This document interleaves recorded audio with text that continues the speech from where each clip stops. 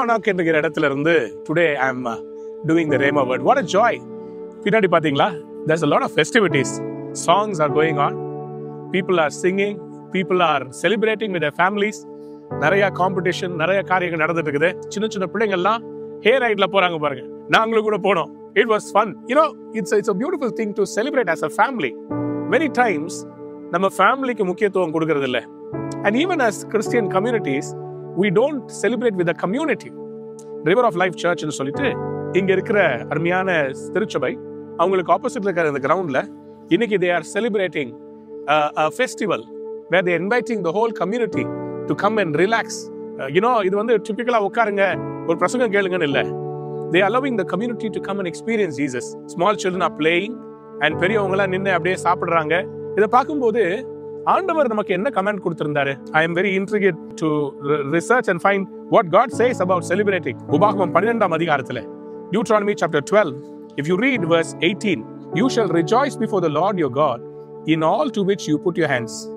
ஆண்டவர் ரொம்ப அழகா சொல்றாரு. See, in verse 7, you shall eat before the Lord your God and you shall rejoice in all which you put your hands, you and your households in which the Lord your God has blessed you. மறு 12ஆம் வசனத்துல சொல்றாரு, you shall rejoice before the Lord your God, you and your sons and your daughters, your male and female servants, and the Levite who is within your gates. உங்க வீட்டுல வேலை செய்யறவங்க, உங்க சபையினுடைய ஊழியர்கள் எல்லாரோடையும் சேர்ந்து செலிப்ரேட் பண்ணுங்கன்னு சொல்லி எவ்வளவு அழகா வந்து ஆண்டவர் சொல்லியிருக்கிறார். நம்முடைய தென்னிந்திய திருச்சபைகளிலே ஹார்வெஸ்ட் ஃபெஸ்டிவல் என்கிற ஒரு ஃபெஸ்டிவல் நடக்கும். அதுல நீங்க இந்த திருநெல்வேலி மாவட்டம், தூத்துக்குடி மாவட்டத்தெல்லாம் போனீங்கன்னா அசன பண்டிகை நடக்கும். முழு ஊரே வந்து சேர்ந்து வந்து ஒன்னா சேர்ந்து சாப்பிடுவார்கள். அதுல ஒரு சந்தோஷம். யாரும் பாகுபாடு பார்க்கறது இல்ல, யாரும் மதம்னு சொல்லி பார்க்கறது இல்ல. அந்த திருச்சபையில அப்படி ஒரு காரியத்தை நம்முடைய முன்னோர்கள் ஏற்படுத்தி வச்சிருந்தாங்க. எல்லாரும் வந்து சாப்பிடுவாங்க, குடும்பமா கொண்டாடுவாங்க. நிறைய ராட்டினங்கள் இருக்கும், நிறைய விளையாட்டுகள் இருக்கும், எல்லாரும் விளையாடுவாங்க. அன்பார்ந்த பிள்ளைகளே, சில வேளைகளிலே நாம் சமுதாயத்துக்கு அன்பை எப்படி காண்பிக்கணும்னா இப்படிப்பட்ட ஒரு அவுட்ரீச் மூலமா நம்ம காண்பிக்கலாம். அநேக நேரங்கள்ல we become so selfish. We want to do something with our own family. அவங்கள மட்டும் ஒரு வெக்கேஷன், நம்ம மட்டும் பீச்சுக்கு போலாம் அப்படின்னு இல்லாம இந்த மாதிரி எல்லாரோடையும் சேர்ந்து we can celebrate இல்லைங்களா? எவ்வளவு சந்தோஷமா இருக்குது பாருங்களேன். இப்படியே பாடிக்கிட்டு ரொம்ப சந்தோஷமா இருக்குது. அண்ட் இது ரொம்ப பரிசுத்தமா இருக்கிறாங்க. ஆண்டவருடைய பாடல்களை புகழ்ச்சியாய் பாடுறாங்க. உன் குடும்பத்தோடு நீ சந்தோஷமா இரு என்று கர்த்தர் உங்களையும் என்னையும் பார்த்து சொல்லுகிறார். ஏனென்றால் நம்முடைய குடும்பம் தேவ பிரசன்னத்திலே சந்தோஷமா இருந்தா அதுவே ஒரு பெரிய சாட்சி.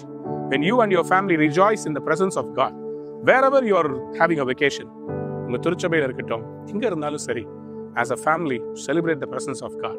நம்முடைய சமுதாயங்களை ரீச் பண்ணுவதற்காக நம்ம கூட நம்முடைய நெசா தொண்டு நிறுவனத்தின் சார்பாக 21st December ஒரு ஸ்பெஷலான ஒரு செலிப்ரேஷன் வச்சிருக்கிறோம். It's going to be a big carnival. அந்த நாள்ல எல்லாரும் சேர்ந்து we're going to celebrate as a family. சமுதாயத்தில் நலிந்தவர்களை கொண்டு வந்து அவர்களையும் போஷிக்க போகிறோம். அநேக தேவ ஊழியர்களை அழைக்க போகிறோம். நீங்களும் அதில் பங்கெடுத்துக் கொள்ளலாம். We have to spread the love of Jesus during this season. ஆகவே இப்பொழுதே ஆயத்தப்படுவோம். நம்முடைய ஆண்டவருடைய அன்பை மற்றவர்களுக்கு இப்படிப்பட்ட சமுதாயத்தோடு சேர்ந்து சந்தோஷமா இருக்கிற, நம்முடைய குடும்பமாய் சேர்ந்து அந்த இடத்துல சந்தோஷமா இருக்கிற ஒரு தருணங்களை உருவாக்குவோம். So may you and your family rejoice in the coming season.